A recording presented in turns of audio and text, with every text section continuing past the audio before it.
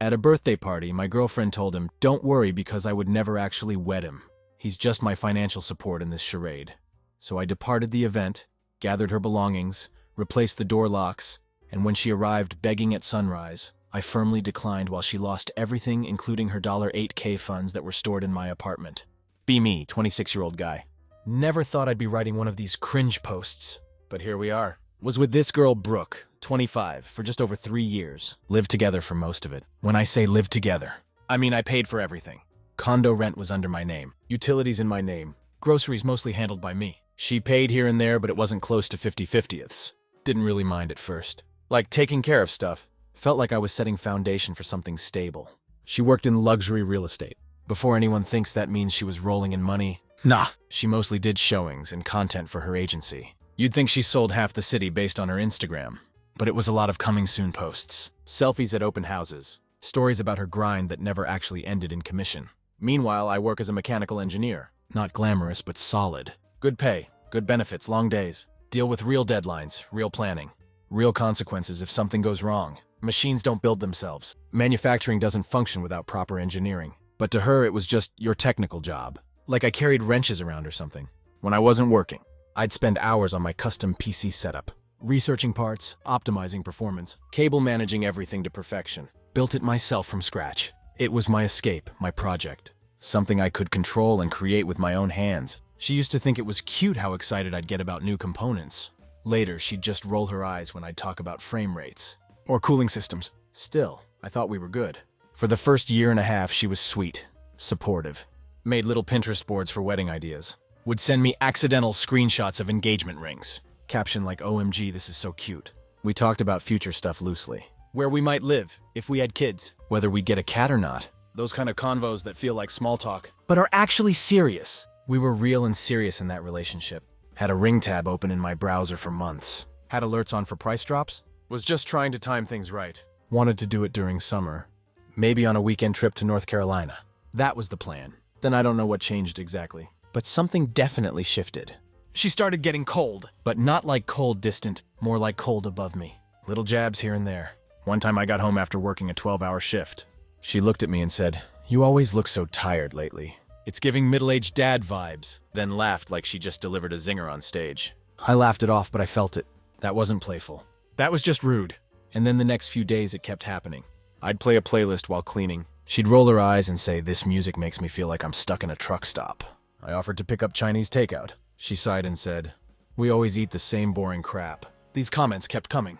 Her attitude was unbearable, and it was new to me. So one night after dinner, I'd had enough of pretending not to notice. Looked at her and just asked straight up, "Hey, is something going on with you lately?" She didn't even look up from her phone. I waited, then followed up with, "I'm serious. You've been acting weird, distant, cold, and not in a cute, mysterious way. Like it's just mean, if something's bothering you, just tell me. Say it to my face. Don't play these passive-aggressive games. I don't have the energy for middle school behavior." She glanced at me, smirked a little, and said, "Relax, you're being sensitive." That was it. Then she got up and started brushing her hair. Like I hadn't just confronted her about her behavior. No apology, no follow-up, nothing. I remember just sitting there thinking, this is what I'm working so hard for.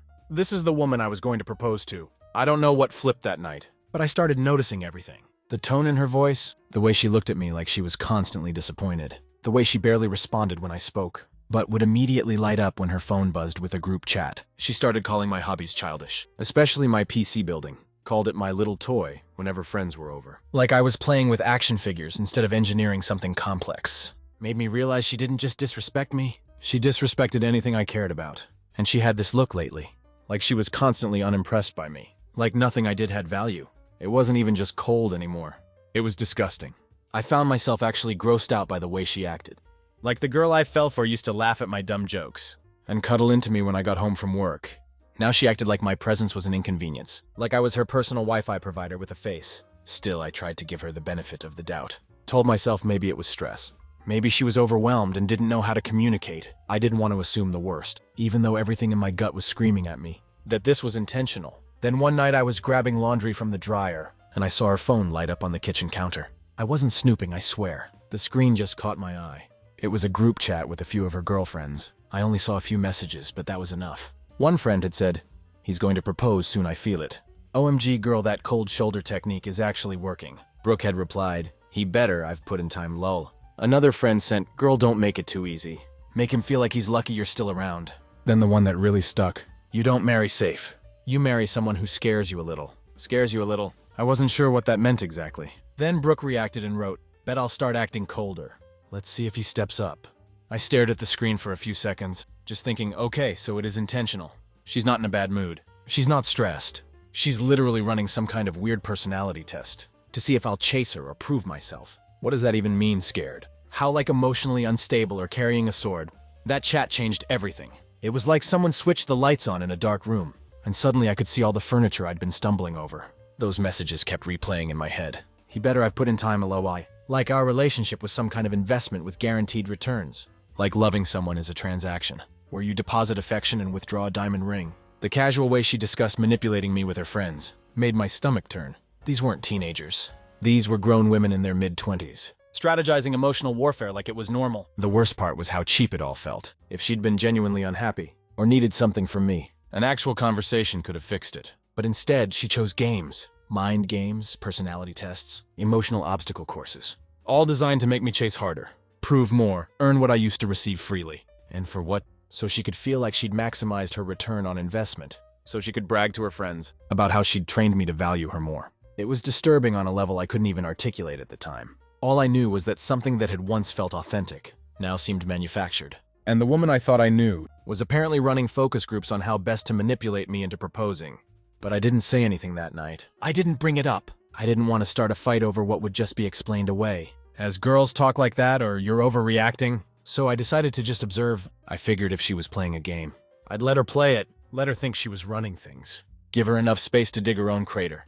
I wasn't about to beg for affection I used to get without asking. But nothing changed. It got worse. She started mocking my routines. Told me I make the same 3 meals every week. Like a divorced dad. Said I was comfort food in human form. Safe but boring. Kept saying how I never surprise her anymore. Meanwhile, she hadn't planned a single thing for us in months. No dates, no real convos, no future planning. Just vibes and criticism. She stopped being a partner and started acting like she was auditioning for a reality show. I didn't know I signed up for, like I'd wake up early and start making pancakes. And she'd walk in like, oh, look at you trying to be useful. Just like that?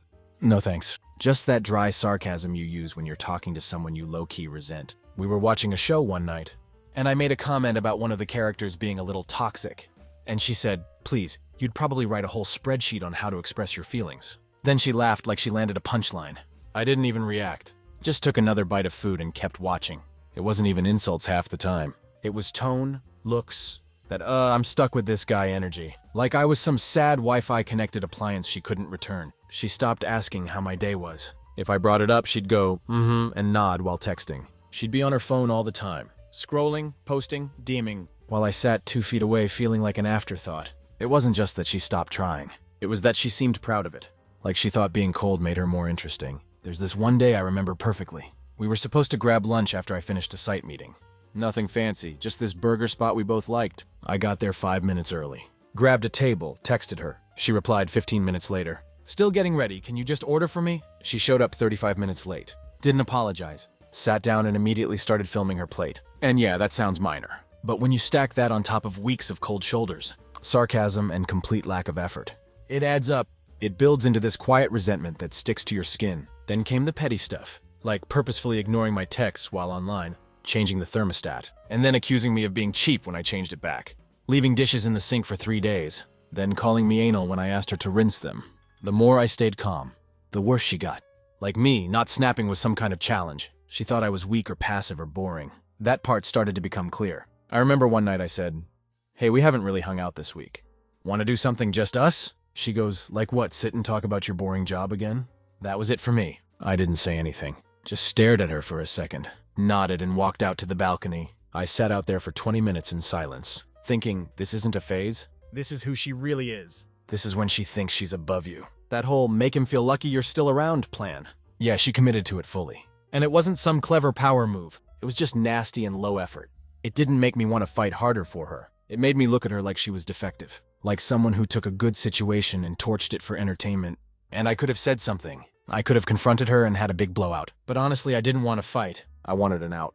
Because I knew I can't live my whole life with someone who keeps playing games with me. So I stopped asking how her day was. Stopped cooking unless I was hungry. Stopped offering to do her little real estate videos. I just disengaged quietly. She didn't even notice at first. Or maybe did, but didn't want to bring it up. Because it would ruin her acting cold phase. I started sleeping on the edge of the bed. Worked later. Stopped inviting her to run errands with me. Stopped making small talk. The only words we really exchanged were, "Can you grab almond milk if you go out?" That was it. She stopped being a girlfriend months ago. I was just the one keeping the lights on. And not bothering to ask why she was so cold. But the truth is, I already had my answer. I wasn't planning an escape. I didn't need to. She was the one freeloading. I was just waiting for the right moment to end it, without giving her a chance to play victim. During that stretch of radio silence between us, we got invited to a rooftop party from my buddy Derek. Known him since college. Solid dude, one of the few people I'd still grab a coffee with. His fiancée Kendra was throwing the whole thing for his birthday. Classy setup. She'd gone all out. String lights, a little speaker system. Bumping some throwback playlist. Chill crowd. Some old college friends, co-workers. A few people I didn't recognize. Everyone just vibing. Brooke. She turned it into a runway. Took an hour in the mirror. Changed twice. Filmed an outfit check in the elevator on the way up. She looked good, sure. But she also looked like she came to impress strangers. More than support Derek. Me, I was calm. Had my drink, said my hellos. Posted up near the bar. I wasn't there for drama. I was there to finalize. I'd already called the movers. Her pickup was scheduled. Keys pulled. Locks changed. Every box checked, except one. And I had a feeling she was about to check it for me. Before the night was over. Didn't have to wait long. We're standing near the drinks with a few people. Kendra's cousin or friend, don't remember exactly. Smiles at Brooke, then looks at me, and goes, "You guys are seriously so cute. When's the proposal happening?" A harmless, polite question. One I'd gotten before. One I used to have an actual plan for. I didn't even get a word in. I actually felt everyone's eyes shift to me in that moment. That collective attention you can physically feel before a big moment. A few people even smiled encouragingly. Like they thought this might be some cute story we'd tell. The kind of question that makes a man tense up on instinct. I'd rehearsed answers to this before. When the time is right, or still saving for the perfect ring, standard deflections that keep everyone happy. Would have been easy enough. But Brooke couldn't even give me that basic respect. Couldn't let me save face in front of friends and colleagues. Instead, she went for maximum damage. Like she'd been waiting for exactly this opportunity all night. And I knew she was going to shoot her shot. "Oh God, don't worry, I won't let him propose." She laughed loud enough that conversations nearby stopped. "He's like my beta placeholder, you know. The reliable guy you settle for while you figure out your real standards." Then she actually put her hand on my shoulder. Like I was a freaking prop in her stand-up routine. "He's great for paying bills and fixing things around the apartment. But marriage material?" She made this exaggerated grimace and looked around for approval. "I need someone who can actually excite me, you know. Someone with actual ambition." Then she had the nerve to add, "No offense, babe," with a patronizing pat on my arm. Like I should be grateful for the clarification. A few of her friends snickered. One of them even nodded in agreement. She said it like it was funny. Like I wasn't standing right there. Like she wasn't the one who was dying for me to propose. Like she hadn't been sending me ring photos for months. Strategically leaving bridal magazines around the apartment. Or telling her mother our wedding colors. Like she hadn't been playing this twisted game of acting cold. To make me chase her specifically to get that proposal. The sheer audacity, though. She was publicly humiliating me as part of her strategy. This was the final test. In her warped mind, this was the moment I was supposed to man up. And prove myself worthy by defending our relationship. Maybe even dropping to one knee right there. To show her how wrong she was about me. That's what her little playbook predicted. Push him to his breaking point in public. And he'll do anything to reclaim his pride. Including putting a ring on her finger. She expected me to compete for her.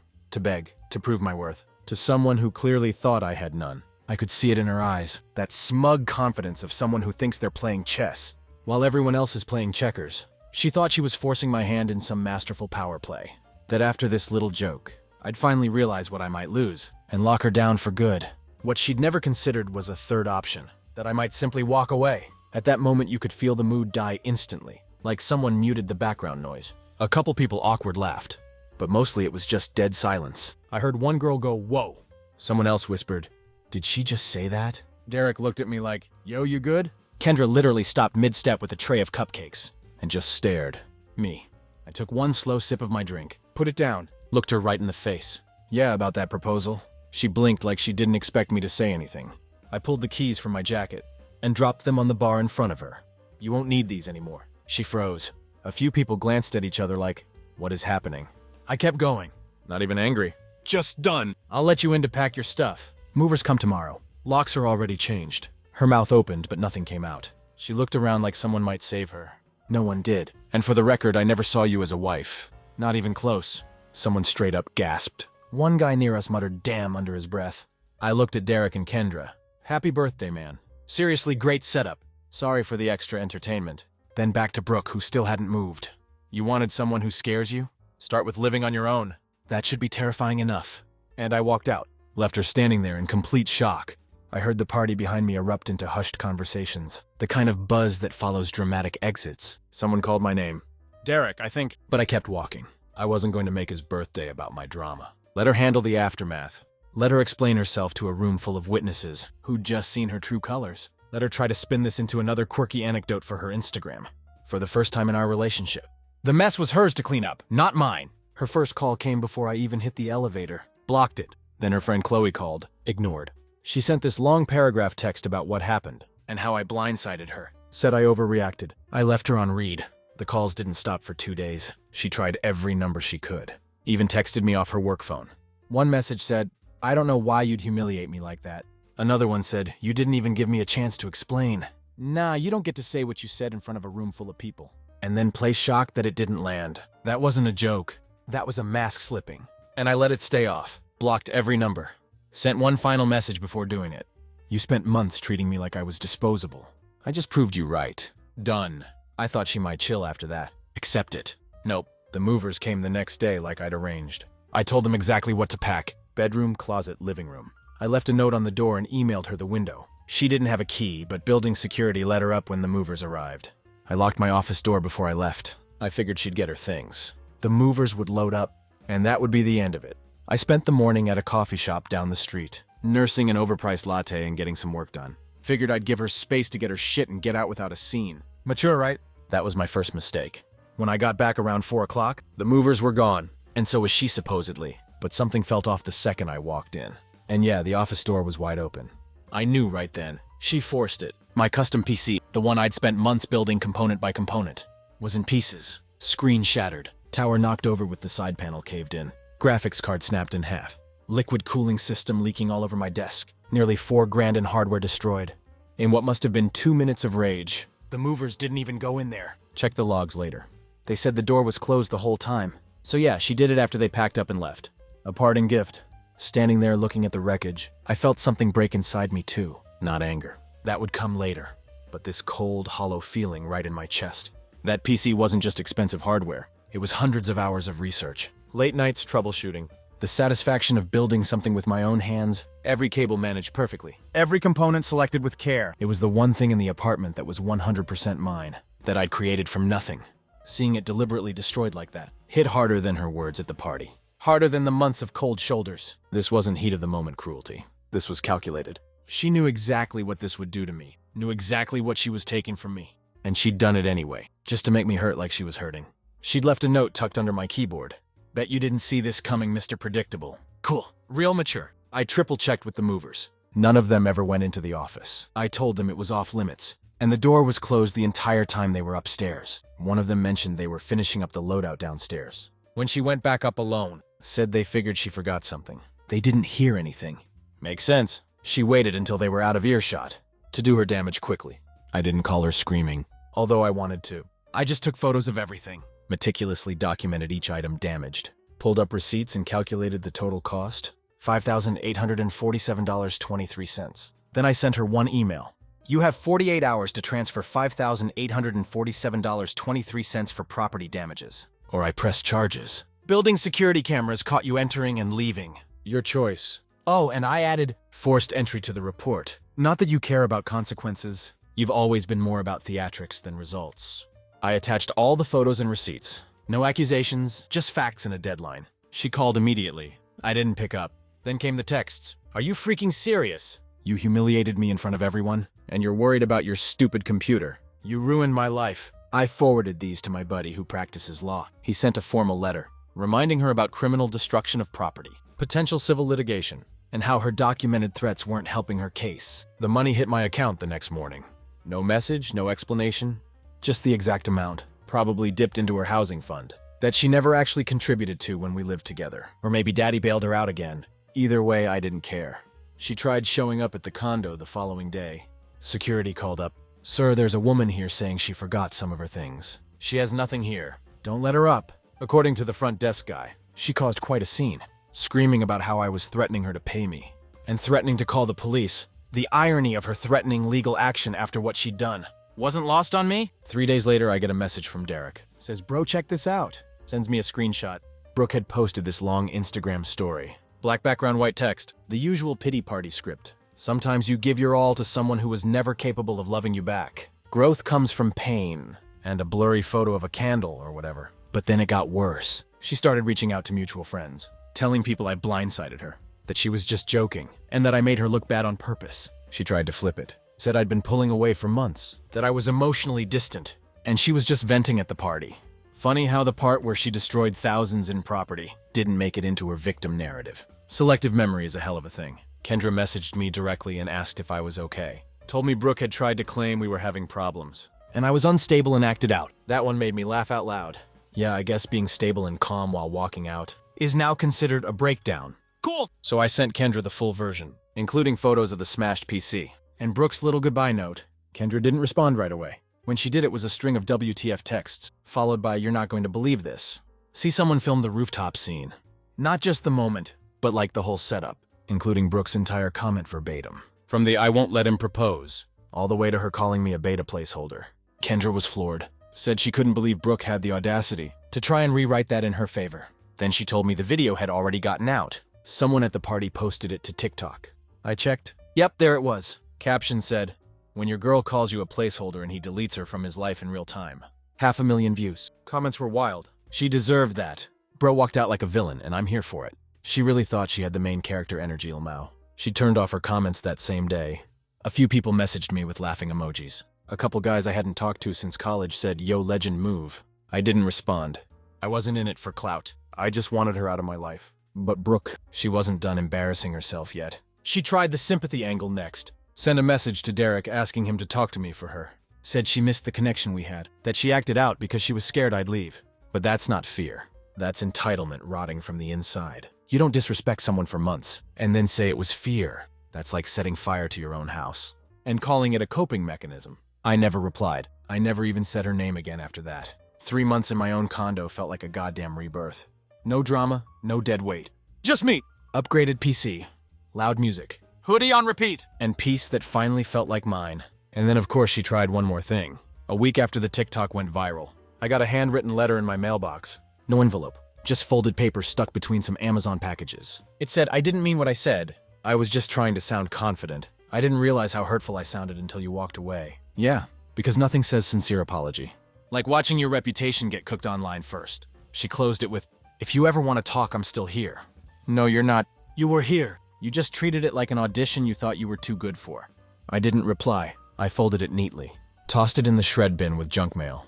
Right where it belonged. Derek and Kendra stopped by every couple weeks. Brought pizza. Whatever. No pressure to entertain, or worry about someone rolling their eyes when I talked about work. Just actual friends who gave a shit. "Dude, that TikTok's at like 2 million views now," Derek said one night, scrolling through his phone. "You're basically a cult hero to dudes everywhere." "Don't care," I said, and I meant it. Not trying to be famous for having shit taste in women. Kendra laughed so hard she almost spit out her drink. "Trust me, nobody thinks you have shit taste. They think you have epic self-respect." Whatever. Internet fame wasn't my goal. Living in peace was. Brooke's social media went through the 5 stages of grief in real time. First came the vague posts about betrayal and unexpected endings. Then anger. Some shit about men who can't handle strong women. Then the bargaining phase. Posts about working on yourself and growing from mistakes. Depression hit with the black and white filters. And song lyrics about loneliness. Finally acceptance. Or what looked like it anyway. She started posting normal shit again. Real estate. Brunches. Group photos where she was trying way too hard to look happy. The classic, "look how great I'm doing" performance. I muted her ages ago. But Kendra kept me updated against my will. Said Brooke was losing it behind the scenes. Apparently she wasn't taking the breakup like she pretended online. She'd call mutual friends crying at 2 a.m. Show up to group events looking like she hadn't slept in days. Once cornered Derek at a bar and grilled him about my new girlfriend. There wasn't one. Hadn't even tried dating. Wasn't against it. Just wasn't rushing into another situation where I'd end up feeling like someone's ATM with a pulse. She came by the office yesterday. My coworker Nathan told me one afternoon. We were reviewing site plans when he dropped that bomb. "Who your ex, Brooke?" She was asking if you were seeing anyone from work. Fuck me. What did you tell her? That it was none of her business, and security doesn't like unscheduled visitors. I just nodded and went back to work. Didn't even give it energy. But inside I was thinking, This bitch really can't take the L and move on. Then came the emails. First to my personal account, which I blocked. Then to my work address, which our IT department filtered after the third one. Subject lines like, "We need to talk, and please just hear me out." Delete. One Friday, I got home to find a package outside my door. No shipping label. Just my name written on it. I knew immediately it was from her. Didn't even bring it inside. Toss that shit straight in the dumpster behind the building. Whatever was in there. Apology gifts, photos, letters. Wasn't worth reopening that wound. A week later, her cousin reached out, said Brooke was in a really bad place, and just needed closure. I texted back, "Closure happened at the party." Nothing else to say. The cousin replied with a whole paragraph about forgiveness and second chances. I didn't even read past the first line, before blocking that number too. See, that's the thing these people don't get. Closure isn't a conversation. It's not a negotiation. It's a decision. And I made mine the second she called me her beta placeholder. In front of everyone, her friends kicked off the whisper campaign like clockwork. Ran into one at the grocery store. She just happened to mention Brooke had really changed and was going to therapy now. Said she's working on herself. Cool. Hope her therapist warned her that consequences don't come with a refund policy. Then about 6 months later, Kendra hits me up, sends a screenshot of Brooke's new Instagram post. No caption, just vibes. Brooke glammed up. Tight black dress, new hair, new bad bitch energy. She looked dangerous. The kind of hot that makes bad decisions sound like a good time. The kind of hot that used to cost me sleep. And now just costs her pride. Kendra adds, "Be honest, would you give her another shot?" I looked at the pic, replied, "Who's that?" She hits me with, "Stop, you know who that is." So I told her straight. Sure if she's into being a side quest with no dialogue. No storyline and definitely no boss fight. FWB maybe. But if she says the word proposal again, I'm throwing myself off the balcony with my PC. Kendra left me on read. What do you guys think? Should I give her a second chance? I mean, my ex is looking like temptation with high heels. Nah, I'm messing with you. Sort of. Maybe if she signs an NDA and brings tacos.